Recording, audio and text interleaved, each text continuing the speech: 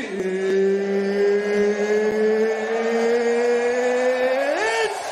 time!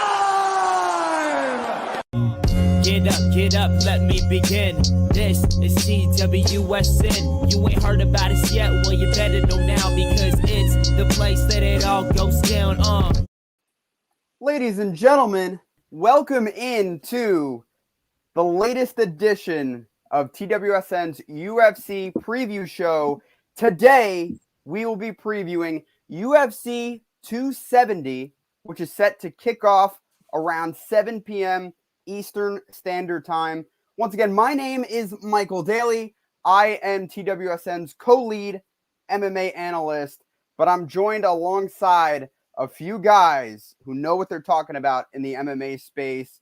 First up, we have Nader Assaf, who's a big-time MMA follower, covers a bunch of other things as well for TWSN. Nader, what's going on, dude?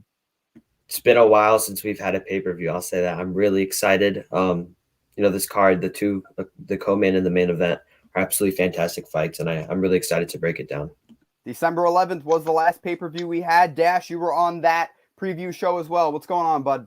Not too much. I'm excited for this fight. Got two big title fights coming up. All right, and last, but certainly not least, we have a newcomer to TWSN, but this guy knows his stuff just like Nader and Dash. Alec, I don't want to mess up your last name, my man. Could you pronounce your last name? Alec Alawat. Alawat, perfect. Alec, what's going on, man? Happy to have you on board. Dude, I'm happy to be here. I'm grateful for the opportunity, and I want to see some violence tonight, if you know what I mean. I think everyone does. And you know what? Let's not waste another moment in time. First up, we have a women's flyweight bout. Kay Hansen, Jasmine Jazz Davicius. Guys, where I'm at right now on this fight, I think this is Kay Hansen's fight to lose, because Hansen has experience in the UFC already, whereas Jazz Davicius, Dana White Contender Series, I think right now Kay Hansen has to look for a submission. Alec, how do you feel about this fight? We'll start with you. Yeah, I would agree with you there. She started off her UFC career with a third-round submission finish. She comes back out, loses a decision to Corey McKenna. I think this is the fight that she needs to keep that those building blocks to try to get in that top 15. The flyweight division, I mean, it's open. I mean, there's that Valentina's at the top of that mountain. There's no one that's really been very close in that division. They're desperate for new prospects to come up and try to prove themselves, and I think Kay can be one of those if she keeps improving, and I definitely think this is a must-win for her. Also, for Jazz Davicius, she has a lot to prove. Only one loss on her record. She has never been submitted before. That could play into her game as well. Nader, talk to me about this one. Yeah, I have Kay Hansen in this one. I believe that she'll be able to just wrestle. None of these, both fighters are not necessarily good strikers. I think that's pretty evident. Right. I mean, people are mentioning the height and reach advantage for Jasmine, and I don't think that that's that much of a deal, to be honest. I mean, she is pretty tall for the flyweight division, so I think fighters are ready to adjust to her height. I think that Kay just grinds out a decision victory and, just institutes her wrestling and just gets a win. I know all of it is going towards her way. I've just learned that this is close to her hometown. She's from Fullerton, California, and this is in Anaheim. So I think that she gets the win over the home crowd. Dash, what's your opinion on this one? Who do you have winning? Yeah, I got Kay Hansen too. I think if it does end up being a primarily standing fight, I don't love the fact that Kay Hansen's just smaller in every area. She weighed in 10 pounds less. She is shorter. Her reach isn't there. So I don't love that if it ends up being a primarily stand-up fight, but I do think Kay Hansen has the skills to take it down to the ground. I mean, she had a great takedown in her last fight, just almost Khabib-like, where she just brought her over to the cage and picked her up and dropped her. So I like that from Kay Hansen, and I hope that she's going to be able to employ that. I got her with either a submission win in round 3 or a decision win. All right, so we're all in unison here, it seems like. We think Kay Hansen's going to win. Let's see if that works out. Usually when everyone's in agreement, it doesn't go so well. But let's see for the next fight coming up. It's a women's strawweight bout. Vanessa Demopoulos, Silvana Gomez Juarez. Nader, let's begin with you here. who is going to win this fight? For those of you who bet on MMA, definitely do not bet on this fight. I think that it definitely could go either way.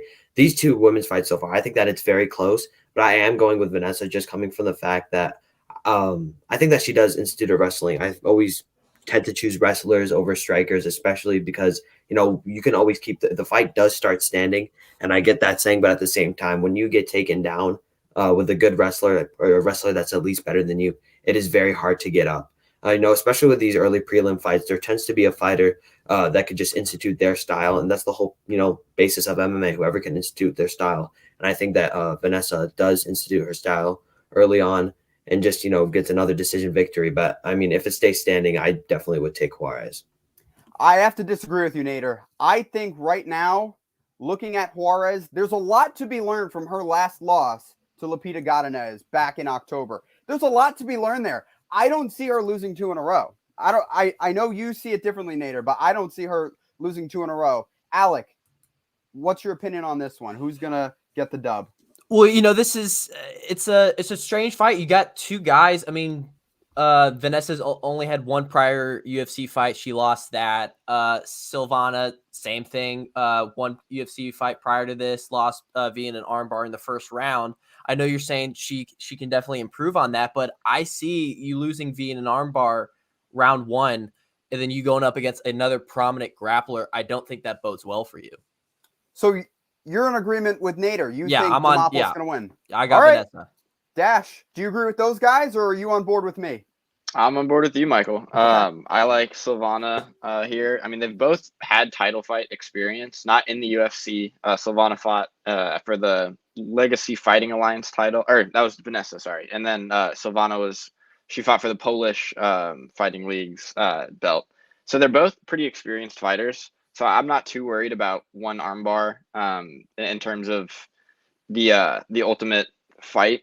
And I do think that this actually goes all the distance. And Vanessa's not good when it does go the distance. She's 2-4 in decisions when it does go all 3 rounds. And because of that, I'm taking Silvana. By the way, guys, Vanessa's 6-4.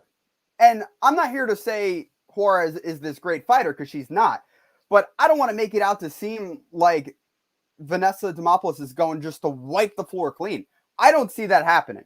Definitely not. Yeah, it's going to be a close fight. I think that, you know, that's why I said stay away from betting from it, because it definitely can go either way, especially with these prelim fights. A lot of these fights are really close. I think that, you know, since a lot of fights did get pulled off this card, I think that, you know, the whole story about this prelims is going to be that it could go either way. So definitely our predictions can be off. So it's going to be interesting nonetheless. Yeah, I mean, I think what Nader brought up earlier in terms of I'm a style picker, and I like the grappler over the striker. That may just be me, and that's how I see it.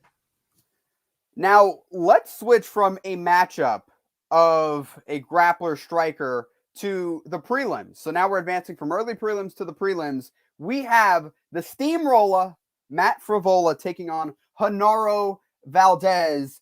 I'm going to kick this one off, guys. Matt Fravola is in a tough spot in his career right now, because you just gave up a knockout loss, which was the fastest KO loss of 2021 and one of the fastest KO wins for Terrence McKinney of all time, and the fastest in lightweight history. Right now, you're in a tough spot, and you're facing another newcomer. Because of that, I got to go with Valdez. Dash, start us off here. Who's going to win this one?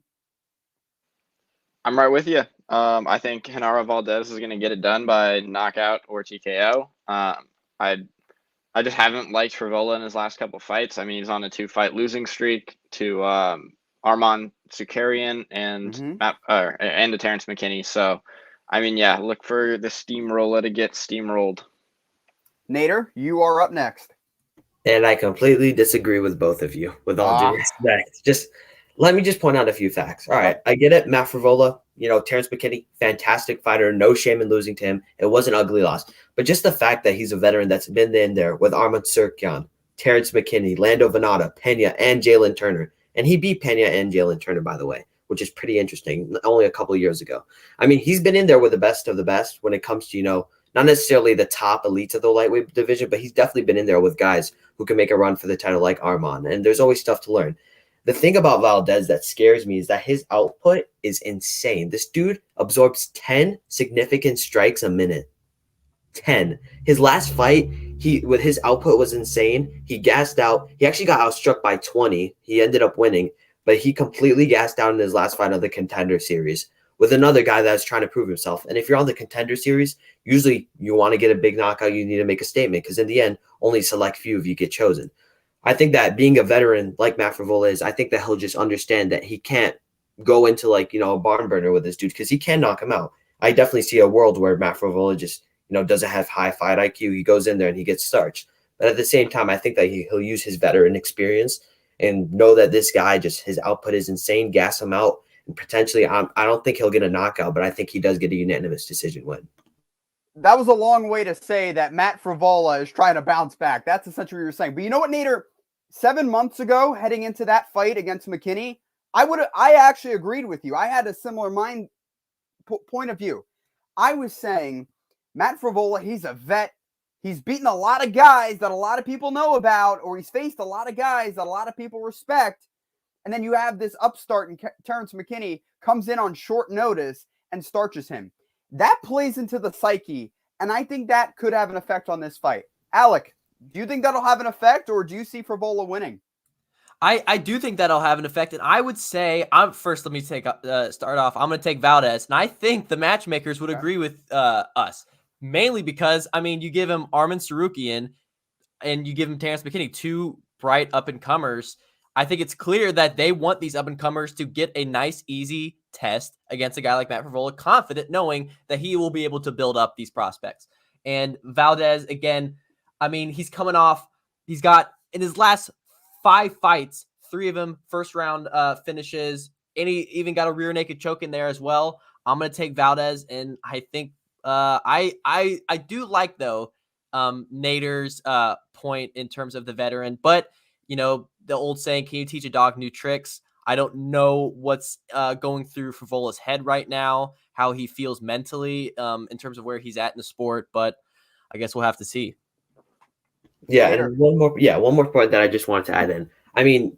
Great analysis from all of you. I completely get your point of view, and I end up, I'm still half and half on a lot of these fights. So when I release my final bit of picks, my prediction line could be very different. You got to be firm, Nader. You got to be firm. Yeah, I am firm with this one because Gerardo Valdez is not Terrence McKinney, and I don't think it's fair to compare the two because I believe that McKinney is a much better fighter. So that's all I got to say. Wait, so you're saying someone like Valdez with the experience and the knockout power, who's 10-0. Yeah, who's 10-0, by the way. And again, I'm not taking anything away from Terrence McKinney. He's a great guy. Everyone at TWSN loves Terrence McKinney. Phenomenal guy, great fighter. But let's not discredit Genaro Valdez whatsoever.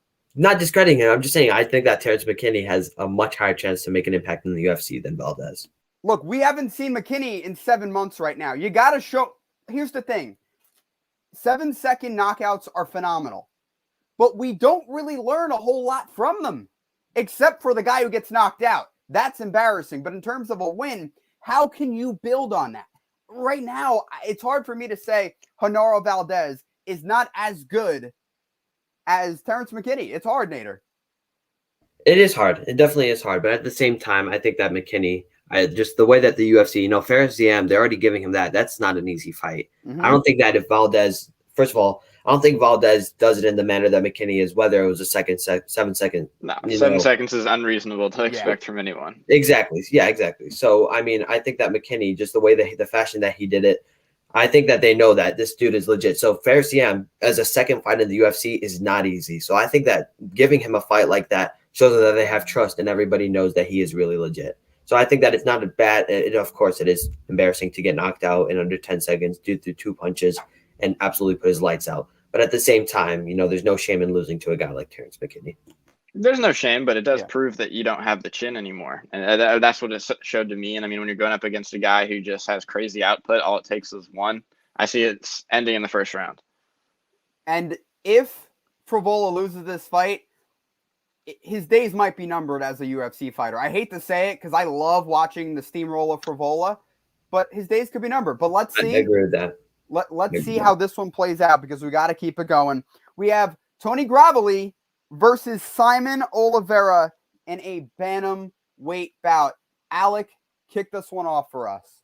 I'm going to kick it off. First off, I just want to say the bantamweight division is by far my favorite. This division is stacked head to toe, whether you got a number in front of your name or not. And Tony Gravely is one of those guys who I feel like is really flying under people's radar. His last fight with Nate Maness, he almost finished that fight in the first. If he had maybe 10 more seconds, he would have. He got dropped in the second, though. Tough to watch, but I have all the confidence in the world that Tony Gravely is going to get this done. Alec, when I think of Tony Gravely, I either see him getting a knockout or going to a decision, win or loss. That's the way I see it with him. Dash, what's your take on this one? I actually disagree with that. I think that this is a potential fight of the performance of the night for me. But from the hands of Simon Oliveira, I see this being a quick submission victory for him. I could see a first round submission here. I just think that Tony Gravely, he's been submitted before, and I think it could happen again tonight. And I really see Oliveira coming in and getting this done quick. By the way, Gravely has been submitted 5 times in his career. And also, by the way, I have Simon Oliveira winning this fight. I just want that to be known. But in terms of the keys to victory, if you want to say that, or how Gravely can win, he has to either go for a knockout or try to go the distance. That's the way I see it. If he tries anything else, he could be in trouble. Nader, who's going to win this one? I thought I was going to be the only one that was choosing Oliveira in this fight, but I'm definitely not. I think that Oliveira, this dude is wild. He knows how to strike crazy. His cardio isn't bad either. I think that Tony Gravely is a great fighter. He has a very good gym.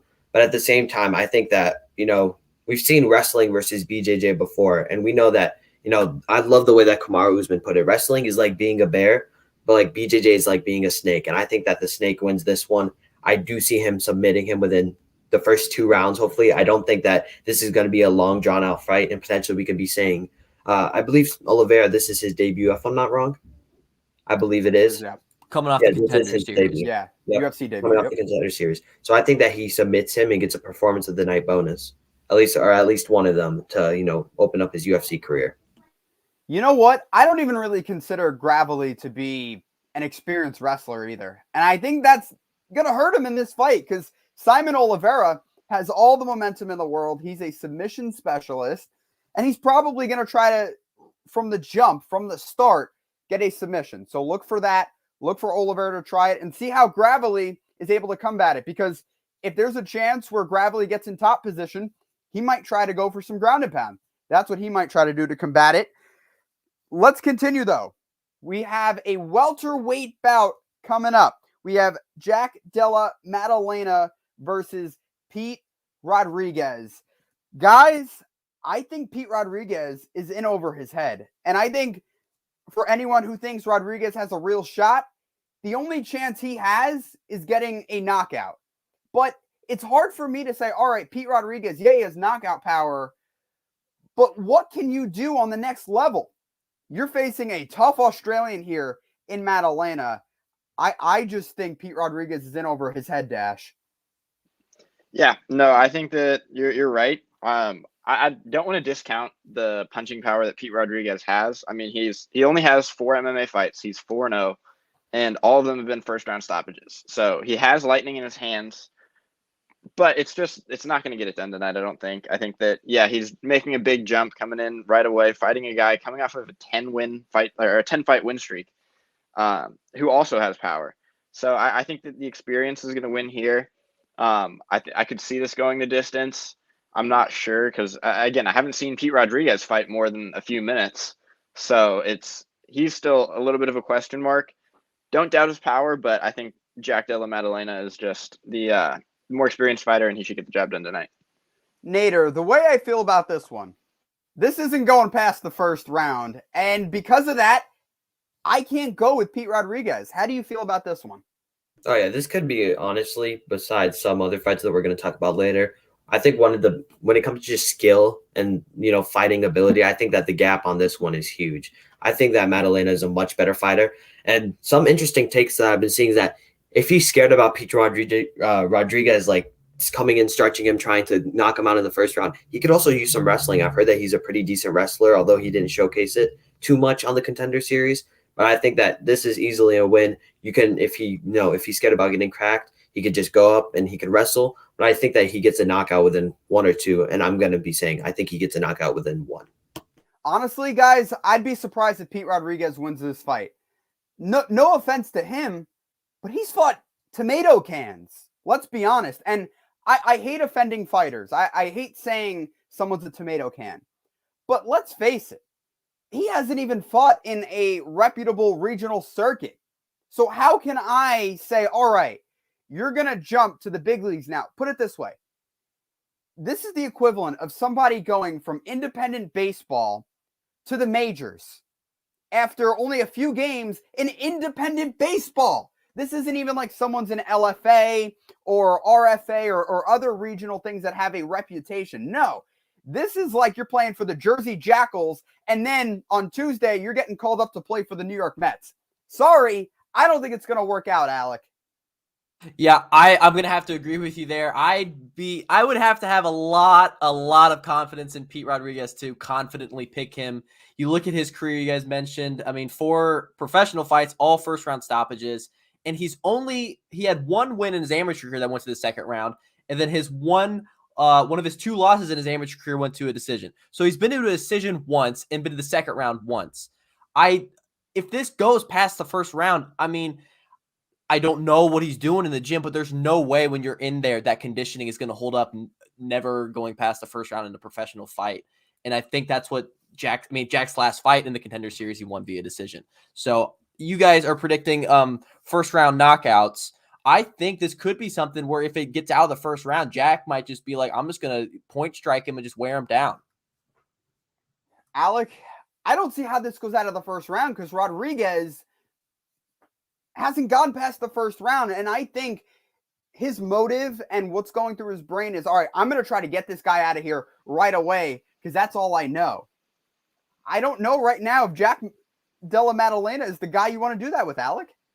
Yeah, I see what you're saying. I just think when a veteran sees something like that, or I guess not really, I'm not sure what the line of vet is, but when someone sees like that, an experienced fighter, I feel like you're gonna be waiting for openings, and maybe if you see some, you take them. If you don't, you don't. I could see Jack being like, I'm gonna let this guy kind of maybe gas himself out a little bit, take this to the second round, or he could be wanting that paycheck and wanting a performance of the night bonus. You never know.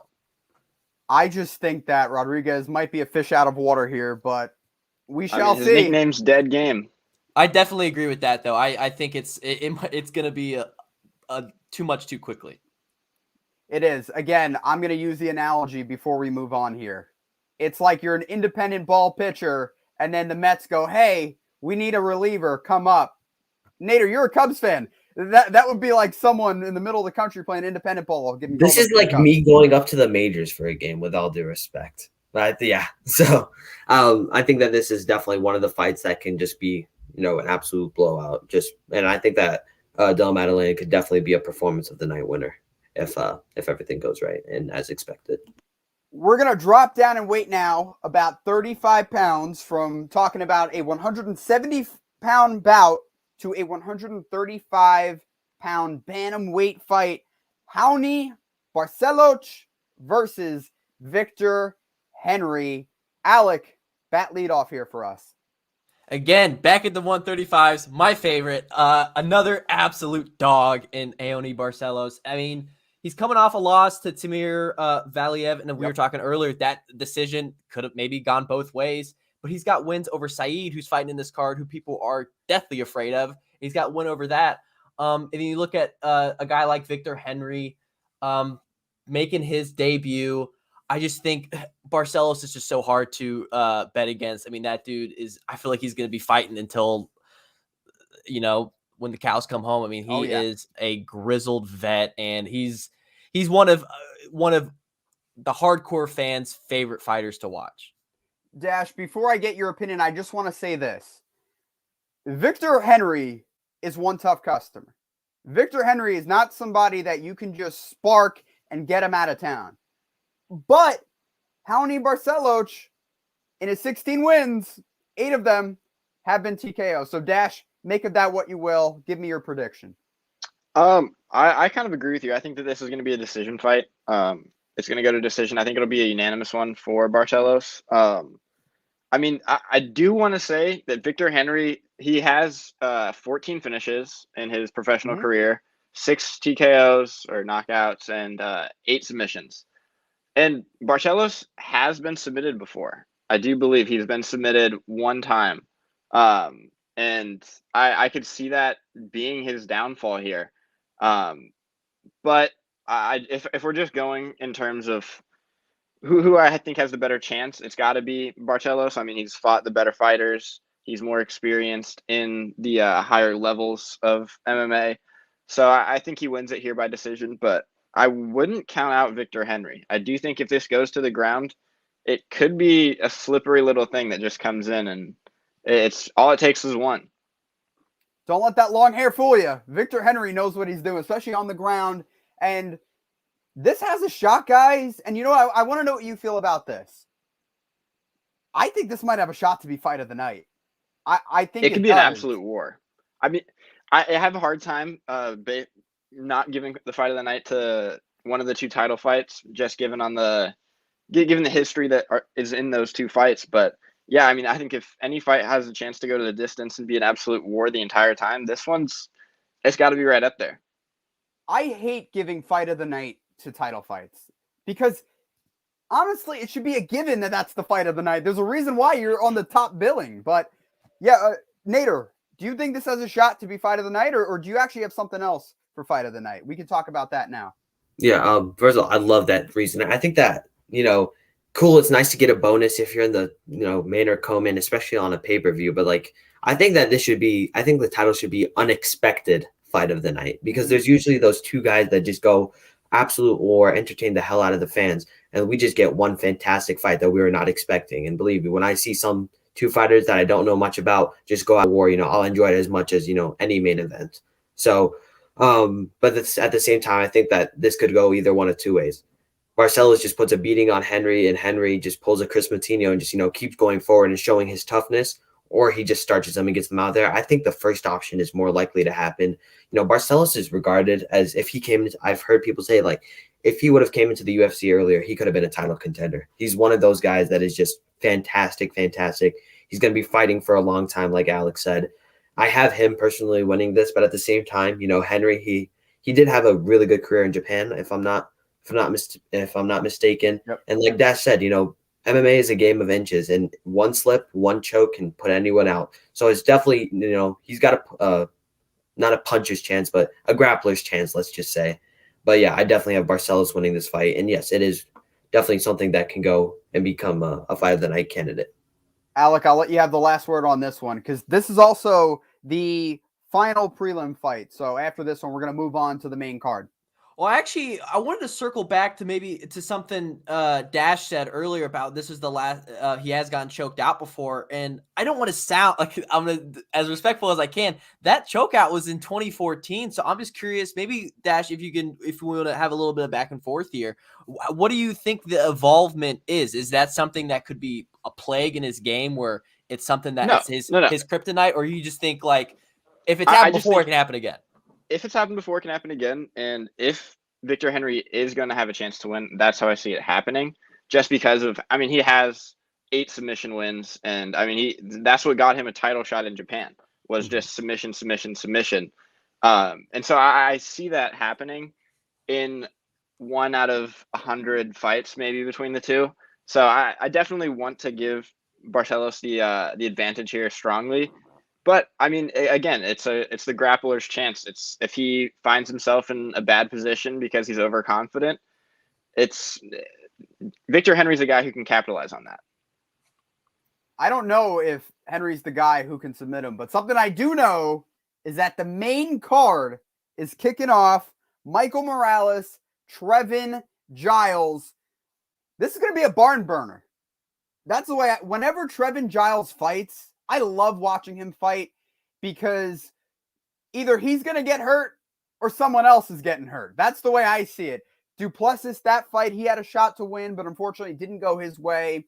Dash, do you think this one's going to go Giles' way, or do you have the up-and-comer Michael Morales getting the job done? I have the up and comer. I'm not exactly sure how this fight ends. It could go to decision. It could be a knockout, like you said. I mean, it's an exciting fight no matter what. But I mean, it is his UFC debut, so we haven't seen him against the cream of the crop in terms of his competition. But he's 12-0. He hasn't been stopped, and I think he's going to be able to get it done. I mean, Trevin Giles is 5-3 in the UFC, which is respectable, but I mean, he has lost recently, and while he does have the power, I want to give it. Or it's hard for me to say he's going to knock somebody out who I haven't seen get knocked out before. Michael Morales has 9 KOs on his record. I'm going to say he gets a 10 tonight, Alec. I think he's going to knock out Trevin Giles and put a big stamp on this debut. It's funny because of what Dash just said. It's hard to see someone get knocked out who's never been knocked out before, because that's exactly what I said about Trevin Giles right before his fight against Tristan Duplessis. Yeah. And then he got knocked out. So I'm going to stick with Trevin Giles here. If you definitely see a weak spot in his game, it's his submission defense. He had 2 straight losses, both by guillotine. And if I'm correct, I believe Michael Morales has only gotten 1 submission finish, and that was a bit ago. So I definitely could see this. I think, can I put this down as maybe my fight of the night, Alex lock of the night, Alex fight of the night? Okay. With Giles taking this, it's going to be a war for 3 rounds with Giles taking it by decision. You know what, though? Here's the thing.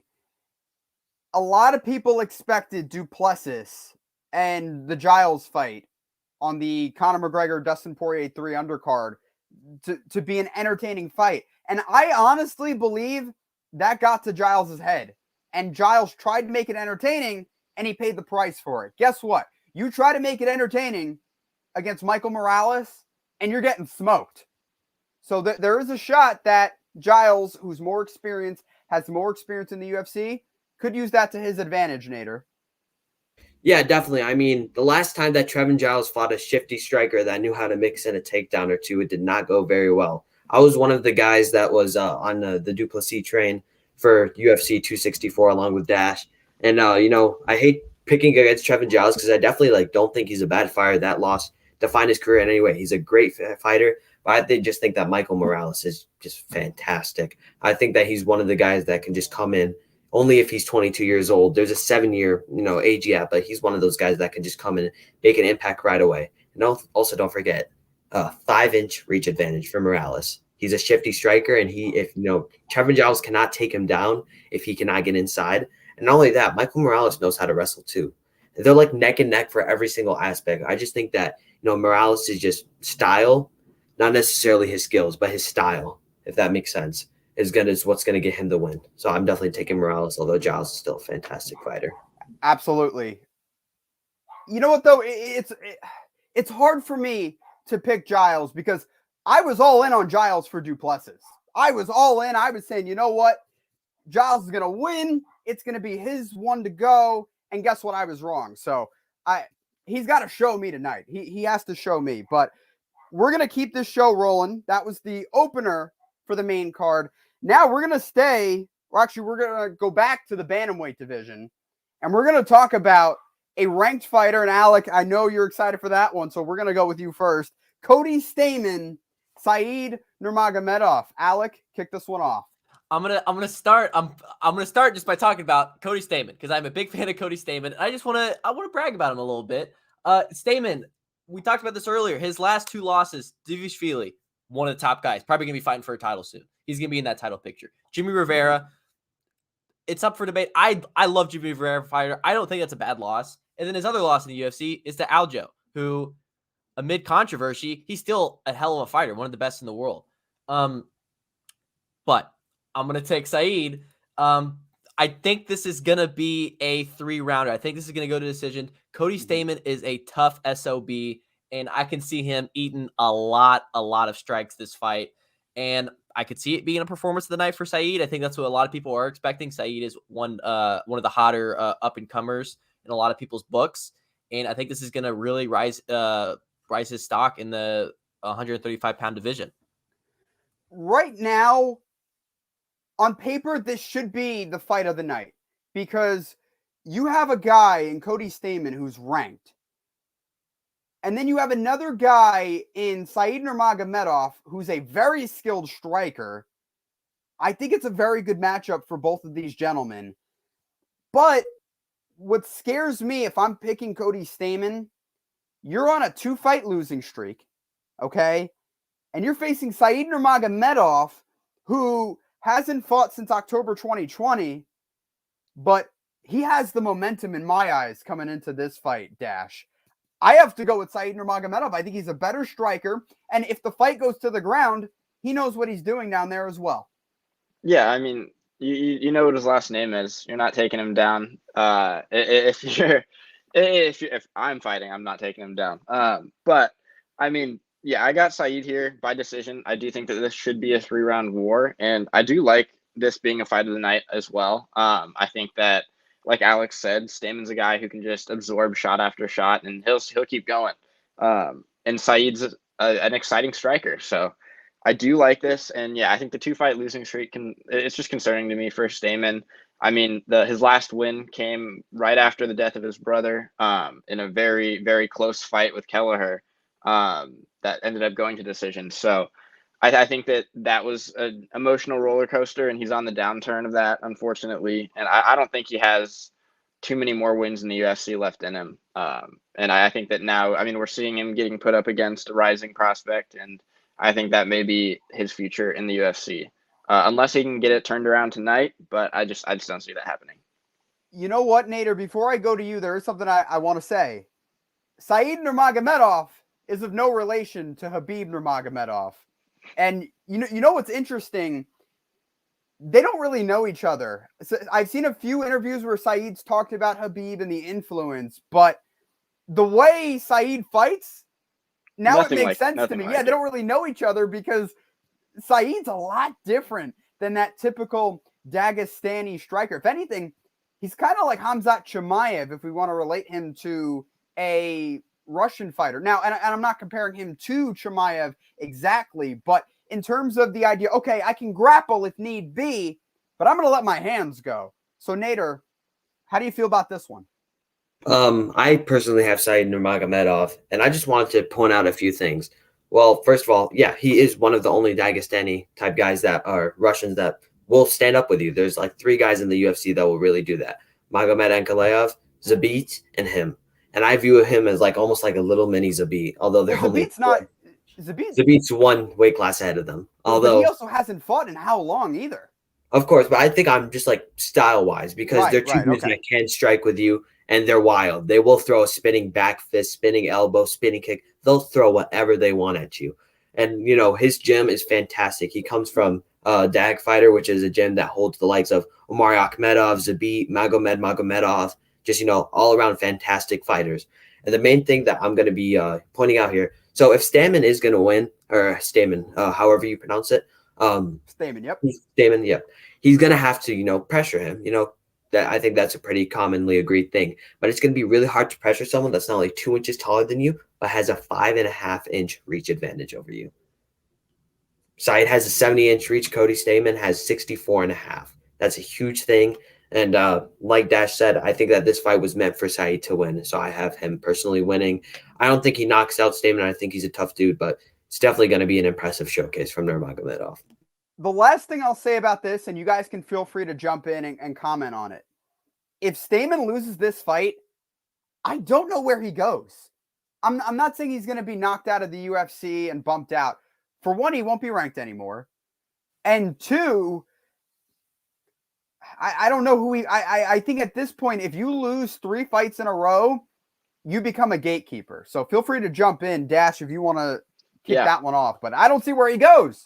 Yeah, I mean, like I said, this is already kind of almost a gatekeeping moment where it's like you're fighting an up and coming prospect, and it's your number to lose next to your name, but it's generally, I'd say, with the expectation that Cody Stamann is going to lose this fight, and yeah, I think that's his future. He's got respect around the UFC. He's fought guys like Aljo, and so I could see him being a sort of Roxanne Modafferi type, in terms of just getting fight after fight, welcoming people to the UFC. Maybe he wins some, weeds out some, but I don't see his career going up from here. I think that this, like, even if he wins this fight, what happens? I don't see him ever making a title running. And yeah, I think gatekeeper is the right word for it.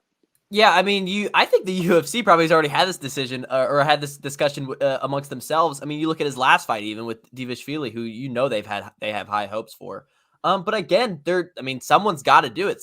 They got to have good competitors outside that top 15 to really provide a test for those up and comers to see if they really have what it takes to get into that top 15. Yeah, 100%. It's just a really tough position because it's not like he is one of those top 10 guys that are like older. Like, for example, no offense to these guys, but like Frankie Edgar, he is a guy that's still in the top 10, but at the same time, they are pitting him against guys who are young and who can beat him, but he still is technically a top 10 bantamweight fighter in the UFC when it comes to rankings. The thing about this, if Stamann loses, he's out of the top 15. And at a certain point, the one thing that all UFC fighters, I think, agree on, the point is to go where? To the top. And I think that people should start retiring. The thing is, fighters don't know when to retire. And I think that retirement can be coming surprisingly soon. Because I think that if Stamann realizes that if he's not going up, he's going down. And with that, you can't really reach the top if you're out of the top 15. Nader, don't you dare mention the name Frankie Edgar in the same breath as Cody Stamann. Don't you dare. I didn't. I didn't say they were the same. I said that Stamann's going on the Frankie Edgar path in the sense that he's going to become a gatekeeper. Look, Nader, he's in a worse spot than Edgar because Edgar at least has been competitive. Stamann is much younger, and it looks like he's going to be on a one-way fast track to just be a gatekeeper if he loses this fight. No disrespect. Frankie Edgar is a legend, but this dude cannot compete in bantamweight. Bantamweight, in my opinion, is the most stacked division top to bottom in the UFC, and there's a lot of unranked fighters that can beat Frankie Edgar. Hold on here, though. Last February, Frankie Edgar, if he would have beaten Corey Sandhagen, he would have been streamlined to a title fight. You do realize that, right? But he didn't. He got knocked out in 10 seconds? Yeah, all right, but what would have happened to Cody Stamann, who's much younger? He would have got flatlined too. Oh, well, yeah, okay. That's another thing too. That's not fair. Even if he wins, even if Cody wins, where does he go? And I think that's what he maybe gets to fight a ranked fighter, maybe, probably not. I don't see. I think Frankie Edgar is one of those guys who, just given his name and the fights that he's put forth in his career, he's really one or two crazy fights away from a title fight. Maybe not anymore, but at the point when he fought Corey Sandhagen. So I do think that, it's a little unfair to Frankie Edgar here to be mentioning Cody Stamann as a... I can mention anyone in here. I know I can mention a guy like Alex Oliveira, although he's not ranked. I think that he's getting fed to a lot of young fighters. Yeah, that's better than Frankie Edgar, though, who's a Hall of Famer and a former champ. If I can come in here... guys, go ahead. So, we're talking about gatekeepers, and I think there's a guy who has gone against that narrative or has fought that battle is someone like Derek Brunson, who people really thought he was gonna be a gatekeeper, and now if he beats Cannonier, he has a shot, or he has an argument for a title fight. So again, you never know when these guys during their career can switch it on. I don't think Stamann will do that, but I'm just saying for the gatekeeping argument,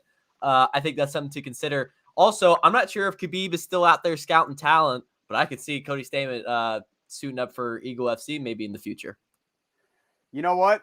There was a moment in time where I thought Kevin Lee was going to be the next big thing, and he's going to be fighting for Eagle FC, so you never know. I won't put it past Khabib or anybody fighting in Eagle FC, but we're going to keep this show rolling right now. We have the last non-title fight of this card. It's a welterweight bout. Michel Peja versus Andre Fiaglio. I'm getting a little Portuguese going on there with those pronunciations. But guys, the way I envision this one, someone is getting knocked out. Nader, is that how you see it? Yeah, there's one of two ways that I can go. So Fiaglio is how you pronounce it, if I'm not wrong.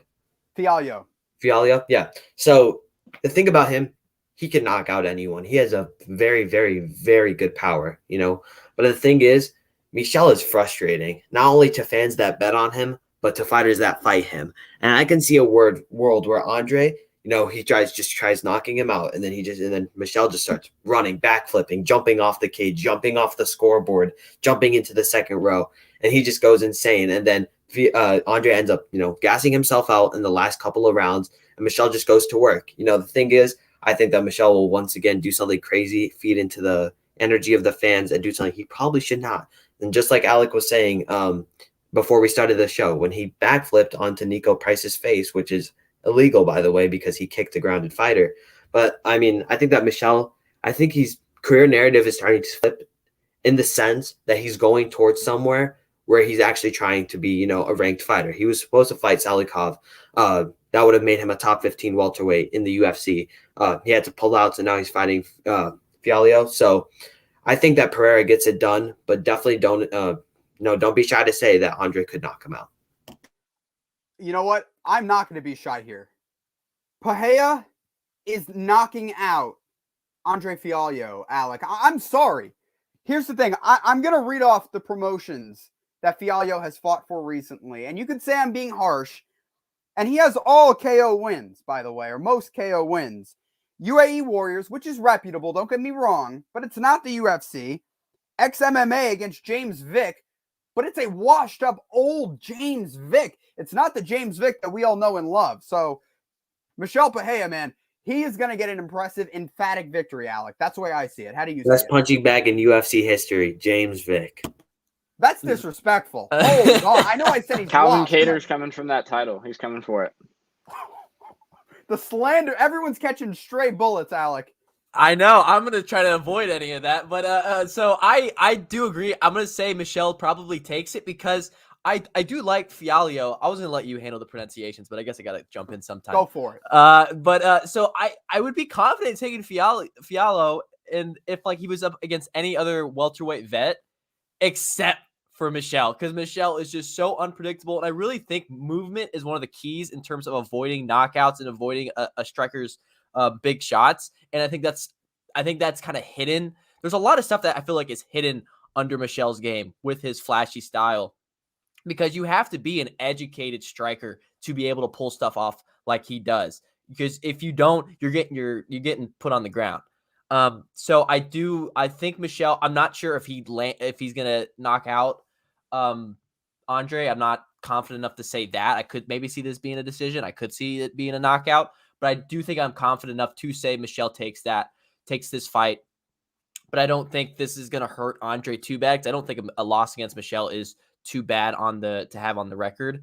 But I think it's just a bad matchup stylistically for Andre. If I could pick anyone against Michelle, I'd get a grappler, a guy who's good in the clinch, to get him and just kind of get him to stay still, let me hit you.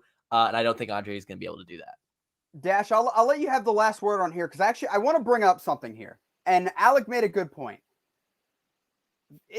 Fiaglio won't be in a bad spot if he loses, but Michelle Peja is not the guy you want to fight in your UFC debut. Am I wrong?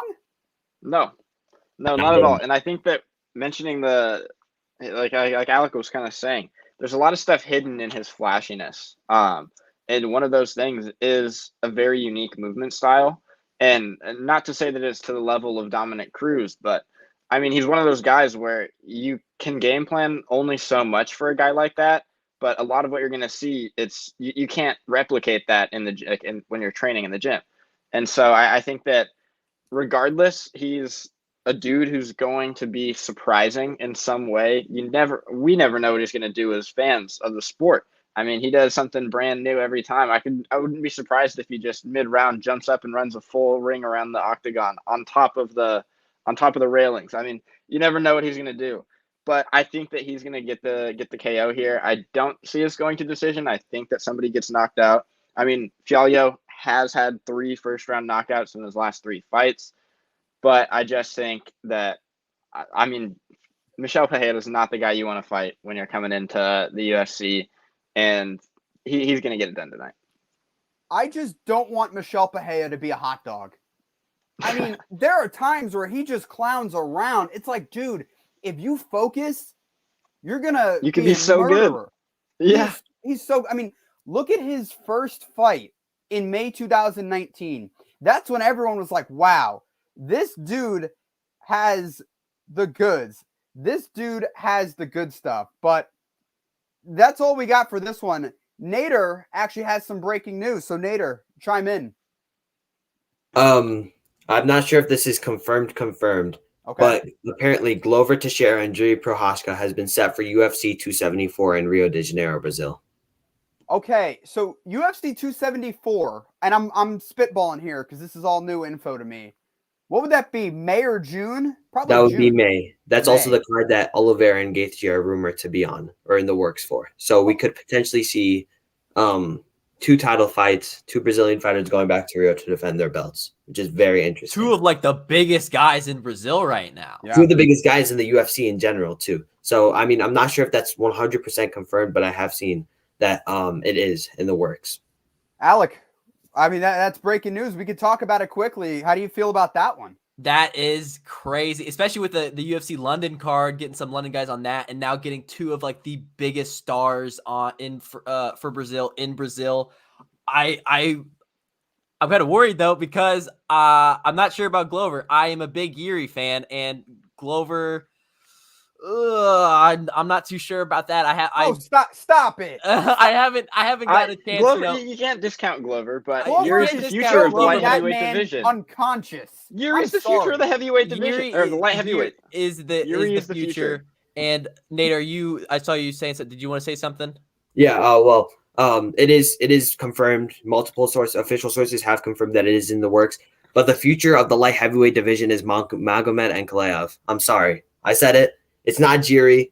There's a chance that Glover just submits Jiri.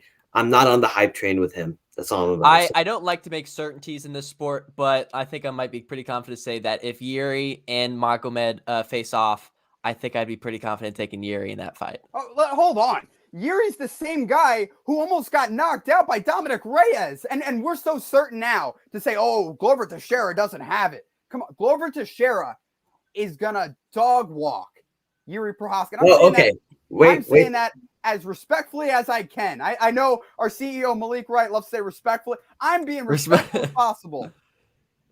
I don't want to comment on this too much further because I would love to have this conversation when I get into the film. But I'm confident. And you talked about he almost got dog walked or he almost got knocked out by Dominic Reyes when he pulled off one of the most it was my KO of the year. It's an interesting thing, and I'm just happy because imagine Oliveira, Gaethje, Jiri, and Glover, and then imagine they throw in maybe a Gilbert Burns fight with a special guy named Hamzat Chimaev or Jose Aldo. Man. That would be one of the best cards of all time. Oh, if we get Jose on that card, that would be insane. That would be insane. I would buy it for $200 if the UFC charged us. Nader, you're getting me worked up, man. But we're gonna get back to 270. I hope that's a reality with 274. Nader Schefter over here breaking news, but I hope that's reality with 274. But let's get to the 2 title fights.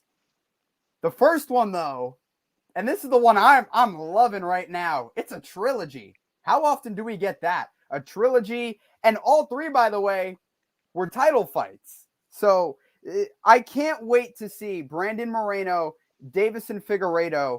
Nader, who will win and why? Believe it or not, I'm taking the champ hashtag, and still I have Brandon Moreno regaining his throne. But I just wanted to say one quick thing. Do not count out Davison Figueiredo. I understand he's playing this heel cringy character. He's been spending a lot of time with Henry Cejudo, so he naturally adopted it, the king of cringe himself. But, Davison, I think that we go back to see, his regular aggressive self. In his second fight, it was a bit odd. He was much more reserved. He was, much calculated. And with all due respect, I don't think that's a good fighting style for Davison because I think he overdid it. Moreno, though, I think that these guys, they know so much more about each other. And I think that Moreno is just going to be able to apply his style a bit more. I like his striking a bit more than Davison. And I think that his grappling as well, I think that this time he knows what to do, especially coming off the fact that he finished him. Davison has never technically beat Moreno, and Moreno has beat Davison. So I think that Moreno gets it done. This time, I am going with a stoppage. I don't think it will go to a decision, and if it does, this will be a fantastic, fantastic fight. It's just how it is with the lower weight classes. If it's a 5-round fight, you can either expect a finish or one hell of a fight. So I personally have Moreno, but it should be much closer than the second fight. The If biggest you- thing.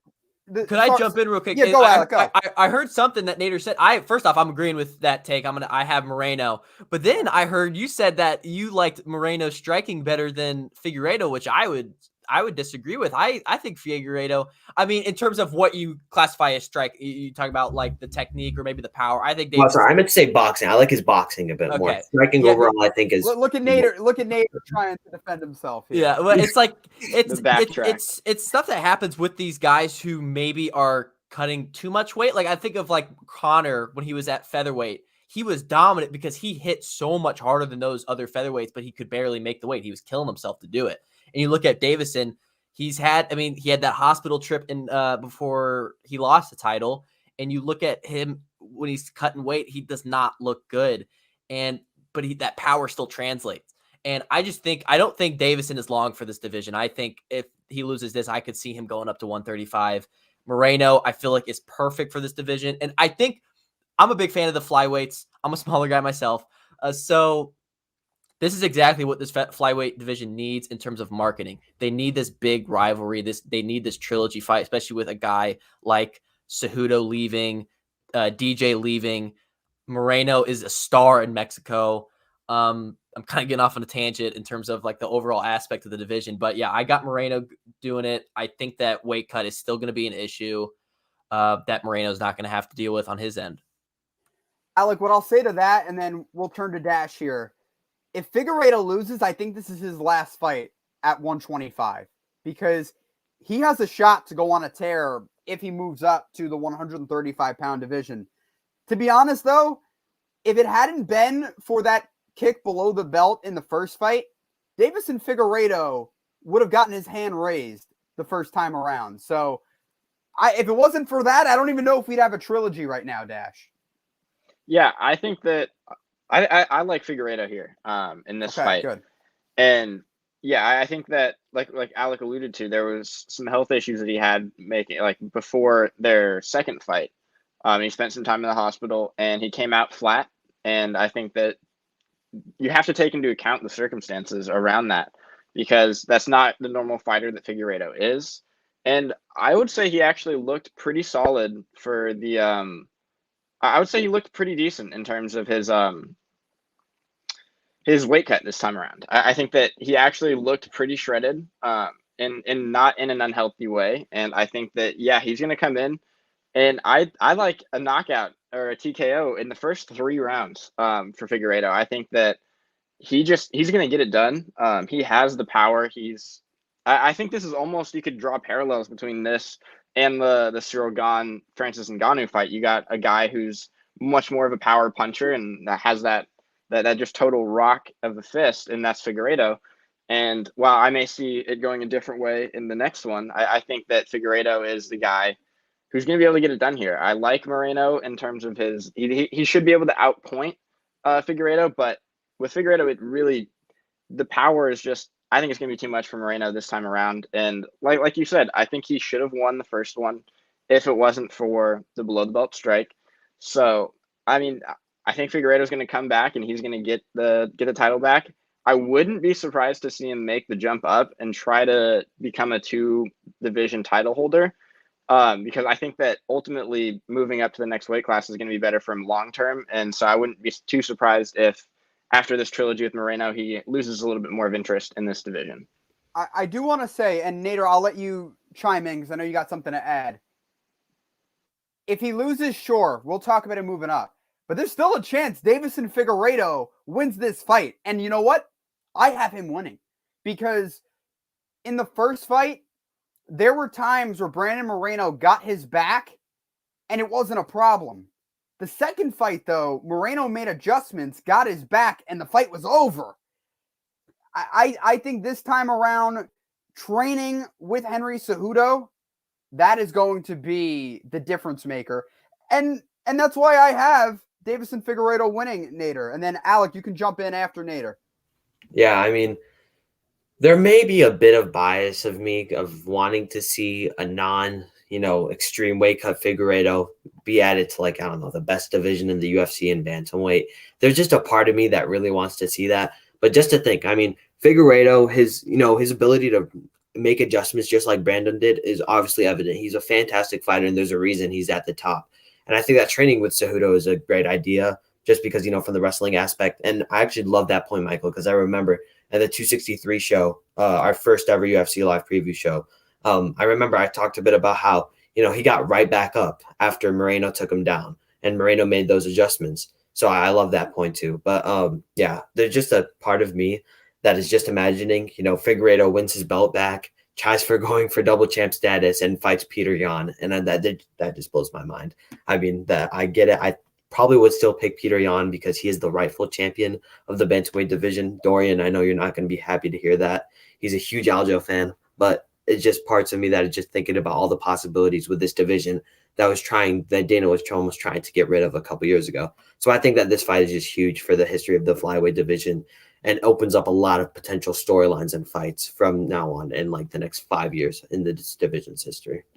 Alec. Yeah. Speaking on divisions, because I'm curious of what Dash said in terms of if Figueiredo does win this belt going up to 135. I'm curious. This is just more of a conversation. Do you see anyone in this flyweight division that you think could keep Figueiredo to stay, like an Askar Askarov, maybe a Pantoja? I'm not too sure who I would have as taking the belt from him next. I do think that Askarov is somebody that I would keep an eye on, but I mean I think it's ultimately Figueiredo is going to be more of. I think that I think this is probably his last fight in this weight class, unless he wins the belt and then just has to defend it. And even then, if he goes up and if he does challenge Peter Yan and wins, I can see him just vacating the belt. I mean, he's done what after this fight. If he wins this fight, I think that he's made his imprint on this division, and I don't see him really necessarily wanting to continue doing too much in terms of the other contenders. I just think I don't like. I've heard the term weight bully used. I don't really like that term, but I just don't like the idea of a guy who is naturally bigger, cutting weight, coming in, and kind of stripping guys of potential shots at a title. Like Kai Kara-France with his performance against Garbrandt, I think could also be a contender. Askarov, Pantoja, even a Brandon Royval, coming off a decision win against Bontarine. I think he could be another guy. I think this flyweight's got a lot of gems, and I don't want to see them get stripped of an opportunity. I just don't like the flyweight division being used as like a bantamweight A or bantamweight B division where it's not, Alec, it's not anymore. And you know what? No offense to guys like Askarov, Pantoja, Royval, they're all great. I don't see them beating Figueiredo. Yeah, it's like I'm not saying like they could beat Figueiredo, but I do think that some of them, if they do get a couple more wins, I feel like you got to give them a shot. I feel like they deserve. Well, you have to. to. Yeah, I mean, somebody has to get the next shot, and I mean, I do think that Moreno and Figueiredo are on their own tier in this division, and it is a significant drop off in my mind. I mean, I think that that's why, honestly, to me, if he wins this fight, goes up and challenges for another belt, I could see him just vacating because I don't see like anybody in this division that he's going to be like, oh yeah, I want to fight this guy. I want to cut weight so I can come out and fight this dude to defend my belt. And I mean, I know he's been talking some trash with Cody Garbrandt recently, but there's no way Cody Garbrandt's getting a title shot. I mean, he just got absolutely dominated and starched back to back. Like he's done. And so I don't think there's anything personal with him enough in the division to make him really want to make that weight cut again. So I do think that this could just be his last fight. And if he loses, then okay, yeah, I'm going to go up and I'm going to try my hand at the next division up. And if I win, then great, awesome. I've become the champ 2 times here. And what's left? Like what more is there to do? I'm just gonna leave. I think that's realistic. I like that because now that I'm thinking about it, it kind of gives you have Figueiredo. If he wins, he defends or goes up and challenges Peter Yan. You kind of give the flyweight division a chance to figure itself out. Maybe you do like a Moreno versus a Kai Kara-France if you think Kai Kara-France is someone that you want to see, something like that. But I am kind of turning my head to that possibility. But yeah, it could be very similar to like a Conor type situation when he became double champ. Yeah, and I actually I was just thinking, with this whole conversation, where does Moreno go after he loses? If he loses, where does he go? I think he stays. He definitely stays. I think that he definitely stays because I don't think, I think that Figueiredo's body is just more built for bantamweight. But at the same time, how many fights does Moreno need to win to get a fourth fight with Figueiredo? Because I don't think many fans are going to be happy to see that. I don't think he wouldn't get another fight with Figueiredo. Yeah. I think that it would have to be like Figueiredo would, if he vacated, then that would provide the opportunity for Moreno to fight the next whoever the UFC thinks should be the next champion who should have that next shot. And so I could see there being, maybe if he loses this, I like the potentially fighting Kai Kara France, doing something like that. And the winner of that potentially getting the I shot an interim belt if Figueiredo vacates. Yeah, that's a big if though. If he moves, it is a big if. It is a big if. This is the last thing I'm gonna say. Right, Moreno loves to do this after tonight and after a third fight with Figueiredo.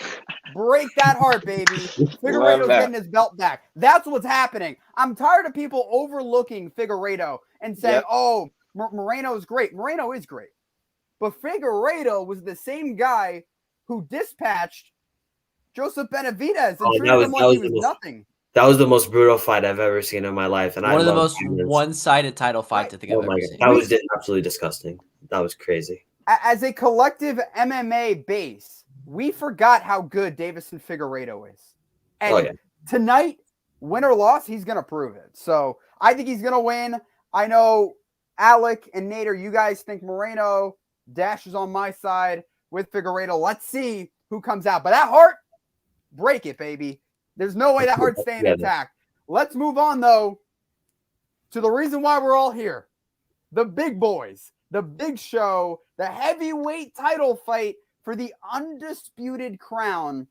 Francis Ngannou making his very first title defense against interim champion Ciryl Gane. Alec, who is going to win and why? Well, first, I mean, I did upload a video of me kind of breaking down on Twitter, and I felt so lucky to be able for that to be my first fight to take, as it's such an intriguing matchup. I mean, you got Ciryl Gane, who is he's got technique that the heavyweight division hasn't seen, but you also got Ngannou, who's got insane, everyone says, oh, he's got insane power. No, he's got insane power. They put him on the next Jackass movie because of the amount of power that he had. The kind of stuff they do. Taking a punch from him is on that level. I mean, come on. Yeah, I mean, people talk about so much, and it just can't be overstated enough. He's got crazy power, and it's so hard to bet against him. But Ciryl Gane, his movement, his versatility, he's got everything.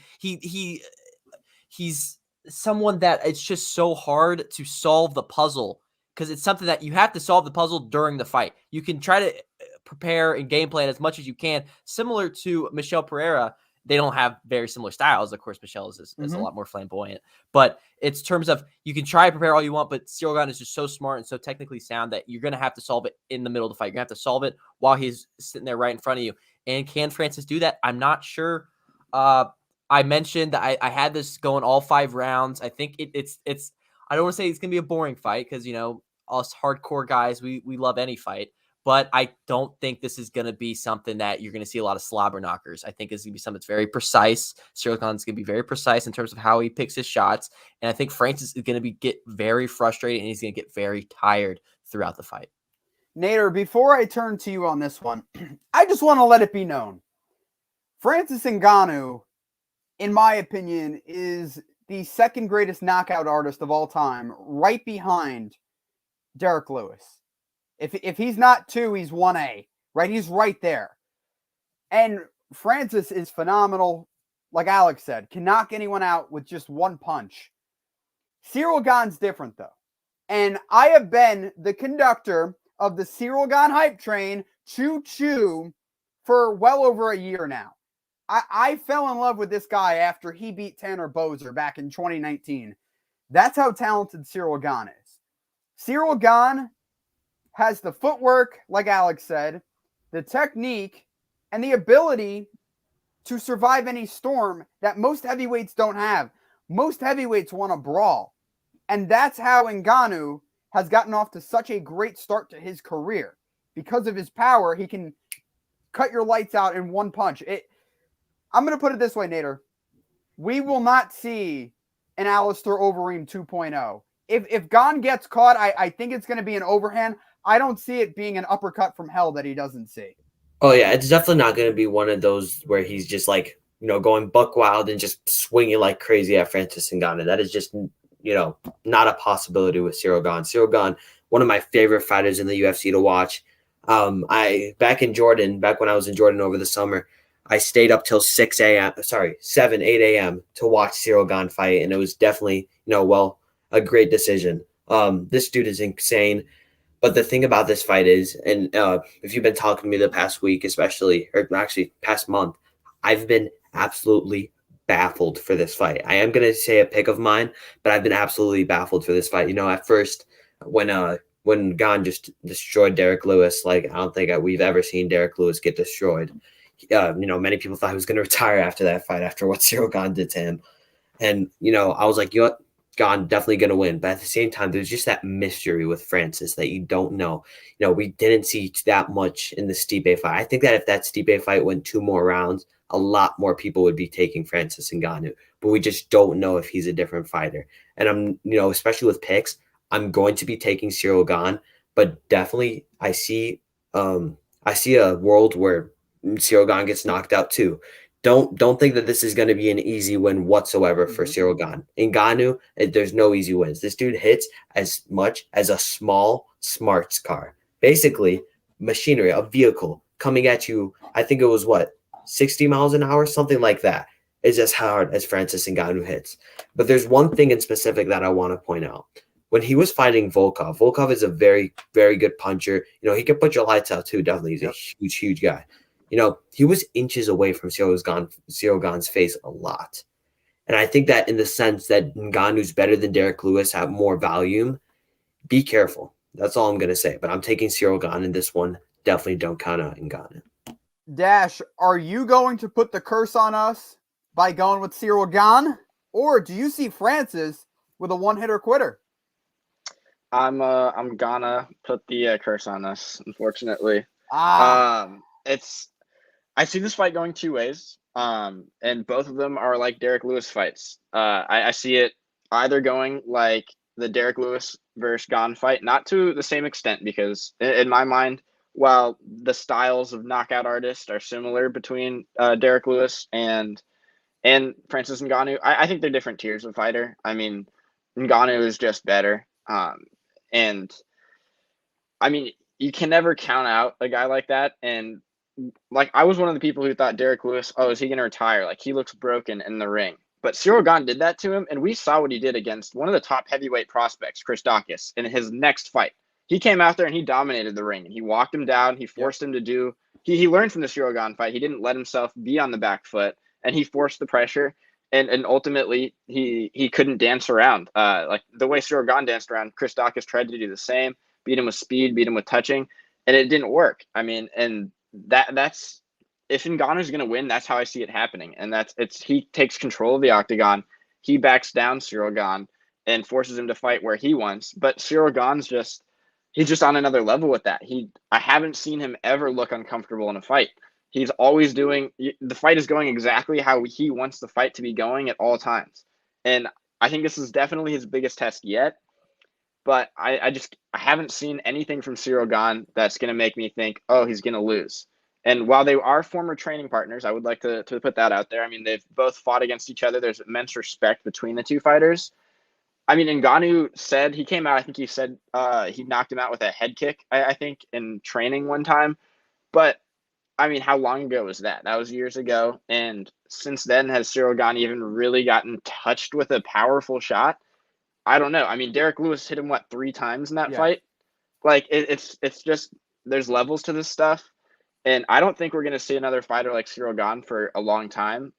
He was my fighter of the year on our MMA awards show. And I think that he keeps his momentum rolling here. And Francis Ngannou, another thing that worries me about him was, I mean, before the Stipe fight, all of the buzz was around, he's training so hard. Look at all these videos, these pictures of him training. He's doing all the extra work to make sure he's stopping takedowns, all of that. And now, I mean, what have we seen about Ngannou? He's gone and he's the champ. He should enjoy that. But I mean, he's going around the world. He's on a tour of sorts. And yeah, I'm sure he's still training. but it's not the same kind of intensity before the fight. And I think that Ciryl Gane's a better fighter than Stipe. And so I just think all the signs to me are pointing to Gane, but again, it's one punch from a truck. It's really one time, one connection. That's all it takes. And Francis Ngannou can put out the lights of anybody in the world. So I'm actually, before we wrap up here, I'm going to play devil's advocate, or as I like to say, devil's avocado. I am as big of a Ciryl Gane supporter as it gets. But Francis, under the guidance of Eric Nixick,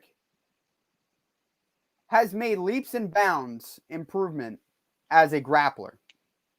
That's scary. Now, I think we are going to see another version of Calm Francis, which Francis believes will play into his favor. But all it takes, like we said, all it takes is one takedown and Cyril's eyes will get wide, like Stipe's did. Oh my God, I can't get a takedown. Francis needs to get one takedown and then control the fight. But the difference here, and I know I'm playing devil's advocate, the difference here, Francis has to be able to land that one punch. Against Ciryl, it's not that easy. So that's all I got to say. If anyone else has anything to say before we sign off here, feel free. Well, I do like that point in terms of if Francis uses improved wrestling. But what I would say, I mean, right now, Ciryl Gane's got 100% takedown defense. Of course, I can't find the exact amount of times he has gotten taken down. Francis isn't taking him down, by the way. Yeah. He's not. Yeah. So, like, if that, I worry about, of course, Ngannou's been working on his conditioning. But again, how are we going to know that until he's in a 5-rounder fight with Ciryl Gane circling the octagon, pushing him back and stuff like that? There was a point in the Derek Lewis fight, I think it was in the first round, where Derek Lewis loaded up an overhand. And the amount of speed Ciryl Gane had and got out, it was crazy. You don't see a heavyweight do stuff like that. And I think with something like that, it's going to wear Ngannou out to the point where he's never been worn out before. It's going to be, I mean, Ciryl Gane he's going to run circles around him. That sounds like I'm saying it's not going to be close, but I'm actually figuratively, he will run circles around him. He will literally be running circles. Well, yeah. Look what he did with Lewis. And people made fun of Gane for that. But against Ngannou, he might have to do that, Nader. Yeah, and I just want to say that just a few things about the fight as a whole. Go for it. Ciryl Gane, man, he represents probably, I know this might be a hot take, but I think it's a pretty agreed upon take within the MMA team here at TWSN. And Ciryl Gane has the ability to go down as the greatest heavyweight fighter to ever live. And I think that's, not too far-fetched. This dude represents, he, as Joe Rogan said, he's 240 pounds, 235, 240 pounds. I think he weighed in at 241. Exactly. And he moves like a 145-pound fighter. But at the same time, I think that this as a whole, this has a lot to do also with Francis Ngannou's whole contract situation. If he beats Ciryl Gane, I bet the UFC will definitely pay him as much as, they deem necessary and that he wants. And I mean, but if Ciryl Gane wins, where does Francis Ngannou go from there? It's just, there's a lot of questions, a lot, voting on this fight. And, I think that this preview show as a whole also realized that this card is still pretty good for all the circumstances that it's been through. So I'm just definitely excited. Absolutely. Yeah, it definitely brings up something where I hate as an MMA fan bringing up pay-per-view draws because, I don't care. I don't care if people buy a lot of pay-per-views. If the fights are good, that's all I care about. So, and that gets brought up so much in terms of contract disputes and stuff like that, which, again, is something I don't really pay attention to. And I'm curious your guys' thoughts on this. Because Ciryl Gane has had a couple fights that have been not liked by fans, especially this Jairzinho fight. Not a lot happened. I'm curious how you guys would see if he wins this fight. How will he be looked at? Do you think he could be a draw to the casual fans? Not guys like us that will watch anything and they would love to see that technique on display, but guys who want to see quick knockouts and stuff like that. I'll jump in here, guys, because I remember after the Rosenstrike fight, everyone was saying, "Oh, that was a snooze fest." Listen, Gane might be the most cerebral fighter in the UFC right now. He is not going to put himself in peril if he can help it. At the end of the day, I don't think he really cares if he's a mainstream draw or not, because if he's winning fights, if he's dominating as a heavyweight champ, meaning if he beats Francis and goes on a run, I don't think it matters. If you're the heavyweight champ, if you're the baddest man on the planet, you're going to put fannies in the seats and you're going to get people to click and buy your pay-per-view. So that's how I see it, Dash. Yeah, I mean, I think that it is a little bit tougher for the casual MMA fan, I think, to watch a Ciryl Gane fight. But anytime you hear heavyweight championship of the world, I think that's enticing enough. Yeah. And I mean, everybody maybe they watch because the next guy up, they want to see this boring fighter get knocked out. Because I mean, that's the difference between Ciryl Gane and basically every heavyweight that's out there right now, except maybe Chris Daukaus. I mean, you got these guys who are just known for their one-punch power. And Ciryl Gane makes them look like, I mean, look at what he did to Derek Lewis. Look at what he did to Jairzinho Rozenstruik. I mean, he makes these fights boring because of how insanely skilled and technical he is. Hopefully that creates more of a draw to learning more about the sport and to learning why and just how he's doing this. And I mean, every time that you watch a fighter like Francis Ngannou, you're always on the edge of your seat, regardless of if it's boring the entire time or not. Because I mean, Ciryl Gane, he's going to fight these big power punchers, and you're going to be sitting on the edge of your seat, like, oh, come on, all it takes is one, just get him. And Ciryl Gane just dances out of the way. And I mean, I don't know.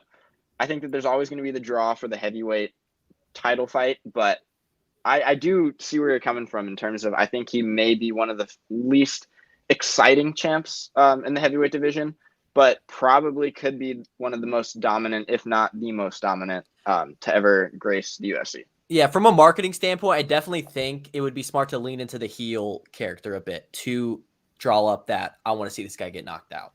He's just too nice of a guy. He doesn't do it for the pay-per-views. He does it because he's a warrior, man. I mean, yeah. And the thing is, I'm gonna speak some facts right here. The people that say Ciryl Gane is boring are the same people that say wrestling is boring. Wrestling in itself is a beautiful thing, and I think that hardcore MMA fans or like people that are starting to like turn the page towards that find beauty in the technique and art of the sport rather than just the flash knockouts, the big punchers. But to answer Alex's question, I mean, I don't think there's ever going to be a point in time where people, view Ciryl Gane as at the level that they view Francis Ngannou, not as a fighter, but as a draw. Francis Ngannou has built himself up, as the predator, the dude that can knock you out like this, the biggest power puncher in MMA history, arguably. You could give that to Derek Lewis. I personally have it as Francis Ngannou. But yeah, I mean, this fight, there's just so many possibilities. And especially with Francis Ngannou, I think that, I just really hope that this isn't a boring fight. Boring in the sense that it doesn't live up to expectations. If it's Ciryl Gane just outpointing him for like 5 rounds, that's not boring to me. I just want there to be activity, if that makes sense. Look, being a enigmatic figure, like Ian said in our comments here, Floyd Mayweather, there's a reason why people bought on after he changed from Pretty Boy Floyd to Money Mayweather. And Colby Covington's another example of that. Chael Sonnen was another example of that. Ciryl, it doesn't matter. Cyril's good enough to sell a fight on his skill. Same with Francis. And I know I have said for a while, and I know, Nader, you just said it. Ciryl has the potential to be the greatest UFC fighter of all time, especially heavyweight. So does Francis. With his power, untouchable. So I think that's a good place to end off this magnificent UFC 270 preview show. I got to thank my guys. I mean, we have our newcomer, Alec Alawat. Great job out of you, Alec. Great job today. Appreciate it. Thank you. Great job. And then obviously the guys who are here pretty much every single preview show. Dash, Nader, I want to shout out our CEO, Malik Wright, our operations manager, Daniel, who are usually on with us, but they allowed us to have the floor today, and a bunch of other people who as well who play a role in our MMA coverage. But that is going to wrap up this UFC 270 preview show from Alec Alawat, Dash Pederson, Nader Assaf. I am Michael Daly saying so long. Enjoy the fights. Bon gamin. Ciryl Gane will get it done. Get up, let me begin.